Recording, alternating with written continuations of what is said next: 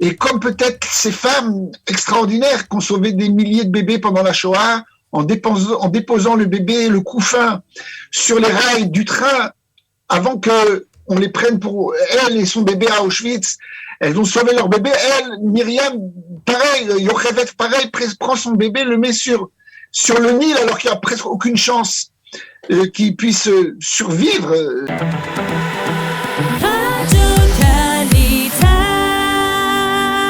Nous allons nous projeter vers le Shabbat Parashat Shemot. Nous ouvrons le second livre de la Torah et nous sommes heureux de le faire avec vous, Rav Benjamin David. Bonjour, Boker Tov. Shalom Uvracha, Boker Tov. Je rappelle à nos auditeurs qui ne le savent pas encore que vous êtes Rav à l'Institut Poua et nous allons rappeler avec vous la fonction principale de l'Institut Poua et ce qui le lie, cet institut, à la Parashat de cette semaine. Alors, l'Institut Poua est une association qui a pour vocation d'aider, d'accompagner les couples qui sont en mal de fécondité, qui font des traitements de fécondité. Mais au fil des années, les sujets se sont élargis énormément. Aujourd'hui, je dirais qu'on chapeaute à l'Institut Poua tous les sujets qui sont en rapport avec la gynécologie, la contraception, l'obstétrique, la génétique, etc., etc. Et bien sûr, tout ce qui est en rapport avec la pureté familiale. Donc, énormément de sujets, énormément de travail, énormément d'appels, plus de 250 appels par jour du monde entier. On a donc bien sûr une section francophone dont je suis le responsable avec aussi des intervenants francophones et on essaye d'aider des gens qui habitent en Israël, qui ont fait leur aliyah. Et puis des gens aussi qui sont en France et ils Mirte Hashem bientôt feront leur aliyah. Alors, chaque année, durant la semaine du Shabbat Parashat Shemot, se tient la convention, on va dire, le congrès annuel de l'Institut Poua. Cette année, de quoi a-t-on parlé, je suppose, en Zoom, en raison de l'épidémie ? Alors oui, on a fait donc ce congrès en Zoom, et puis après il va y avoir d'autres petits congrès qui vont être dispersés dans le nord et dans le sud et dans le centre du pays pour qu'on puisse faire des congrès de proximité, pouvoir inviter des médecins qui sont sur place et des rabbins dont leurs communautés sont près des médecins, près des hôpitaux, pour faire un lien justement plus direct entre les médecins et les rabbins. Alors, et bien sûr, on a parlé du Covid, on ne peut pas ne pas en parler, et du vaccin, de la vaccination. Il y a eu énormément de choses qui ont été dites contre la vaccination, sur le fait que ça provoque des fausses couches, que ça provoque de la stérilité, etc. Il y a des études qui ont été faites pendant depuis 1 an et demi pour vérifier s'il y a vraiment une hausse des fausses couches, s'il y a une hausse des problèmes de fécondité. On s'est rendu compte que c'est apparemment des fake news. Les études nous prouvent qu'il n'y a pas eu de hausse dans les hôpitaux. Alors encore une fois, ceux qui croient que le monde de l'hôpital est acheté par les big pharma, ouais, qui fabriquent les chiffres, on ne pourra pas les convaincre. Mais ceux qui sont prêts à penser que les médecins, les chercheurs restent objectifs sur ces sujets-là, alors on a aujourd'hui des chiffres qui sont importants aussi sur la fécondité, fertilité masculine aussi, des gens qui ont eu le vaccin. Est-ce que concrètement sur le terrain, c'est-à-dire Rav Benjamin David, est-ce que c'est effectivement omniprésent dans les consultations, lors des contacts que vous avez avec les couples, ça revient de manière récurrente le dossier du Covid ? Oui, bien sûr. Ça. Alors il y a des vagues. Comme il y a des vagues dans le Covid, il y a des vagues dans les questions qui sont posées. Bien sûr, au départ, il y avait énormément de questions. Lorsque on a commencé cette histoire d'épidémie, il y avait énormément de questions. Plus au niveau du mikvé, des femmes qui avaient très très peur d'aller au mikvé, qui avaient très très peur de sortir de chez elles. Vous vous rappelez, on se baladait avec des gants, avec les masques, avec l'alcool-gel, etc. Des choses qui ont un peu disparu. Mais il y avait une stupeur énorme du fait qu'on puisse être contaminé. L'Institut Poua avait énormément travaillé face aux mikvaot, de fixer des normes de sécurité, des normes d'hygiène pour justement éviter des contaminations. Après, on a eu des questions qui étaient en rapport bien sûr avec la vaccination, puisque et il y a eu énormément de questions de femmes enceintes. Est-ce qu'on vaccine les femmes enceintes, oui ou non? Est-ce que pendant la première période, la deuxième, premier trimestre, deuxième trimestre, troisième trimestre, etc. Il y a aussi des questions énormes sur apparemment quelque chose qui, oui, des études qui ont été faites, et puis on a ressenti ça à l'Institut Poua, des femmes qui nous disaient que à la suite de la vaccination, elles avaient un changement au niveau de la régularité de leur menstruation mensuelle, des règles, etc., des saignements, etc. Ça, c'est des études qui, dans le monde, ils disent que ça n'existe pas, mais nous, en Israël, on a vu ces choses-là, mais je crois que on peut pas tellement faire une comparaison entre les femmes en Israël et les femmes dans le monde, parce que les femmes dans le monde, elles sont pas peut-être, elles se vérifient pas comme les femmes juives qui, avant d'aller au mikvé, elles vérifient pas, elles sont pas peut-être plus avec cette sensibilité au niveau de ce qui est tout saignement. Et donc, nous, on a vu ça en Israël. Il y a des études aujourd'hui qui sont faites pour justement vérifier quelle serait la raison de ces changements qui sont peut-être hormonaux ou on ne sait pas encore, il faudra vérifier. Mais d'une manière générale, je peux encore une fois dire, selon les études qui ont été faites, que la vaccination est sûre et ne provoque pas ni de fausses couches, ni de stérilité, ni chez les hommes, ni chez les femmes. Alors, je voudrais vous sortir un peu du cadre du Covid pour essayer de mieux comprendre, on va dire, peut-être les progrès qui ont été enregistrés au fil des ans. Et qui permettent aujourd'hui d'offrir des opportunités, des possibilités à des jeunes couples qui, dans le passé, on va dire il y a peut-être une dizaine, une quinzaine, une vingtaine d'années, n'auraient pas pu avoir d'enfants et qui peuvent aujourd'hui en avoir grâce au progrès de la technique, de la technologie, de la médecine. Et cela, bien entendu, accompagné avec la halakha. Est-ce que vous pouvez nous donner un exemple concret de ce type de progrès? Alors, il faut savoir que ces dernières années, on parle énormément de ce qu'on appelle de shimur poriut, de conservation, de préservation de la fécondité. Alors, je dirais que c'est pas une invention au point de vue technologique, quelque chose de nouveau, mais c'est plus un changement au niveau de la manière dont on réfléchit. Lorsqu'une femme, chasve khalila, ou un homme, chasve khalila, était malade d'un cancer, on pensait tout de suite au fait qu'il faut absolument lui préserver sa vie et commencer les traitements de chimiothérapie, de radiothérapie, etc., des rayons le plus rapidement possible, sans parfois prendre en considération les implications qui seront sur la fécondité de ce jeune garçon, de ce jeune homme, ou qu'il soit marié ou qu'il soit pas marié.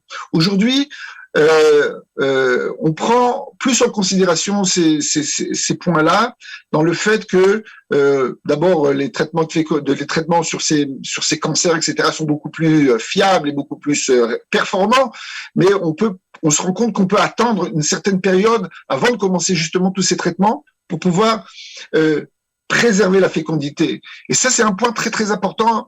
C'est au niveau de l'entendement, au niveau de l'espoir, parce que une fille ou un garçon qui sait que il pourra être parent, il pourra avoir des enfants, il a peut-être plus de force et de courage et d'espoir de vivre que quelqu'un qui se dit à quoi ça sert que je vais vivre, de toutes les manières ma vie est foutue, je pourrai pas me marier, personne voudra se marier avec moi, personne voudra fonder avec moi une famille, etc. Donc il y a un point ici, je dirais un changement au niveau de l'entendement.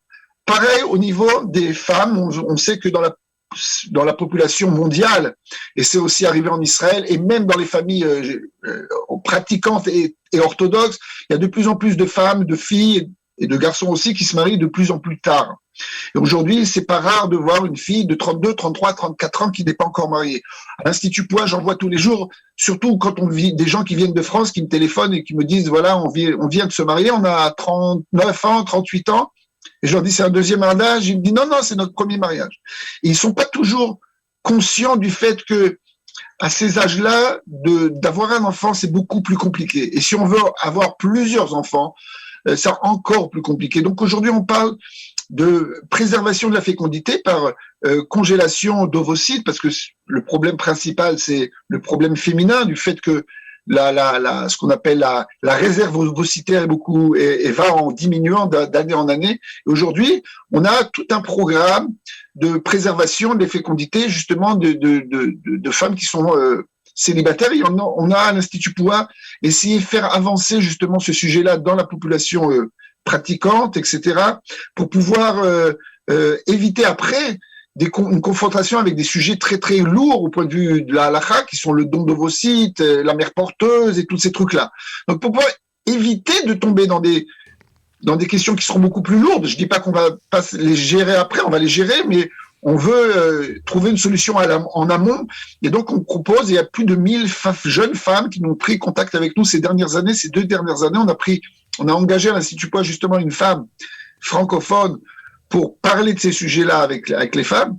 Mais quand je vous parle de 1000 femmes, c'est pas des francophones, c'est de tout du monde entier. Mais du fait que alors ça c'est un point important.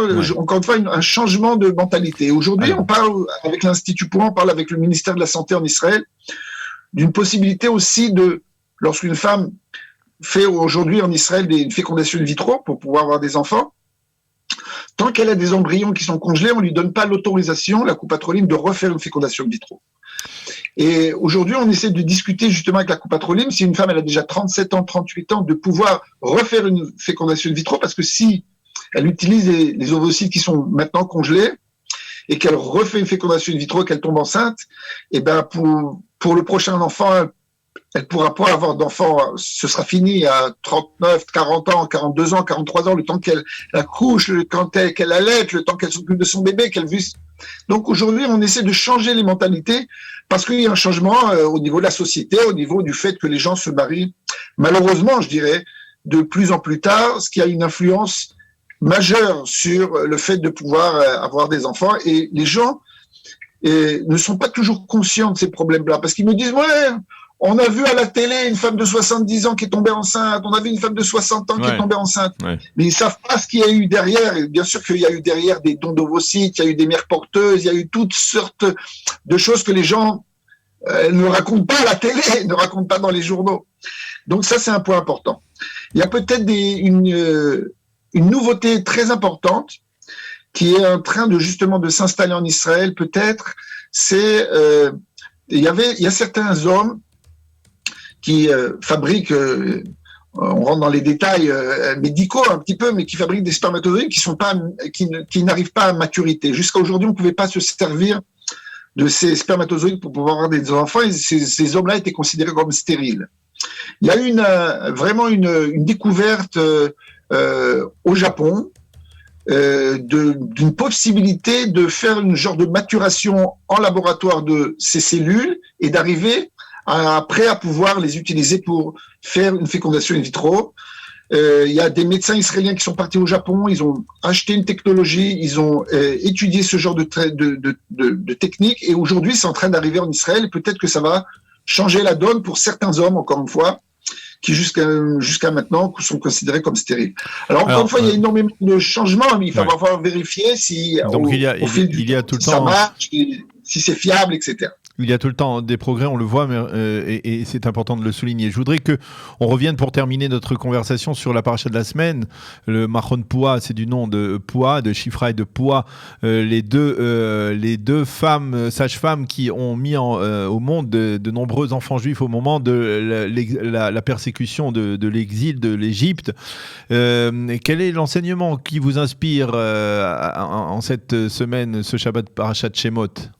Alors, je crois que dans cette paracha, la place de la femme juive, est une place prépondérante et pas uniquement, d'ailleurs pas uniquement la femme juive, mais la femme d'une manière générale. Regardez toutes les femmes qui, grâce à elles, le peuple juif a été sauvé. D'abord, on parle de Myriam qui a dit à son père qui avait décidé de ne plus avoir d'enfants, qu'il peut pas faire une chose pareille. Dans ce cas-là, le fait de se séparer de son épouse pour ne plus avoir d'enfants, d'une certaine manière, il participait au projet de Pharaon d'exterminer le peuple juif. Et donc, grâce à ça, grâce aux paroles de Myriam, il y a eu la naissance de Moshe Rabbeinu, de Moïse. Et puis après, on a cette force extraordinaire de Yochevet, de ne pas abandonner son bébé. et de mettre sa famille en danger. Elle a déjà 2 enfants, elle a déjà Aaron, elle a déjà Myriam. Qu'est-ce que vous avez besoin elle n'abandonne pas son petit dernier. Et comme peut-être ces femmes extraordinaires qui ont sauvé des milliers de bébés pendant la Shoah, en déposant le bébé, le couffin, sur les rails du train, avant que on les prenne pour elle et son bébé à Auschwitz, elles ont sauvé leur bébé. Elle, Myriam, pareil, Yocheved, pareil, prend son bébé, le met sur le Nil alors qu'il n'y a presque aucune chance qu'il puisse survivre. Il y a des crocodiles, il y a de l'eau, etc., etc. Mais cet espoir de vie qui est là, et puis Myriam qui va continuer à regarder ce qui se passe avec ce bébé, et puis cette femme extraordinaire dont on ne connaît pas vraiment le nom, c'est pas écrit dans la Torah, la fille de Paro qui vient sauver un bébé juif. Imaginez la fille de Staline, la fille d'un dictateur qui déteste les juifs, qui vient justement sauver un enfant juif et l'amener à la maison. Il va grandir dans le palais de ce Staline, de ce Hitler, de ce Haman, et quelque chose d'impensable. C'est quelque chose d'impensable. Elle aurait pu être tuée par son père, justement. Et donc, on voit une force extraordinaire. Et puis après, on a dans la suite ces sages-femmes, Shifra, Poua, qui sont là qui refusent le décret de mettre à l'appli le décret de Paro. Et encore une fois, on voit cette force extraordinaire qu'il y a chez la femme d'une manière générale, et chez la femme juive en particulier, sur l'espoir de la vie, de croire encore en la vie. Et d'ailleurs, le Midrash nous dit que les hommes étaient tout à fait... ils n'avaient plus aucun espoir, parce qu'ils étaient bien sûr esclaves, ils travaillaient très très dur, ils prenaient des coups, etc. Ils rentraient même plus à la maison, ils restaient dans les champs pour pouvoir travailler le lendemain, et les femmes venaient le soir pour être avec eux, pour discuter avec eux, elles se faisaient belles, et de sorte de pouvoir avoir encore des enfants. On voit la force de la vie, la force du courage, la force de croire dans la suite du Ham Israël. Et c'est exactement ce qui s'est passé avec Esther, Amalka, après, qui a sauvé le peuple juif face à Haman, et Yehudit face aux Grecs, etc., etc. On a une force extraordinaire de vie, et c'est pas par hasard que Chava, la première femme de l'humanité, s'appelle Chava, Kol Chai, la femme qui est la mère de tous les enfants, de toute l'humanité. Eh bien, merci beaucoup, Rav Benjamin David, de nous avoir à la fois éclairé sur les actions, les activités du Machon Poua, et nous avoir projeté vers le Shabbat de Parashat Shemot. Merci beaucoup d'avoir été avec nous. Alors, Shabbat Shalom et à bientôt. Merci. Shalom, Shabbat Shalom.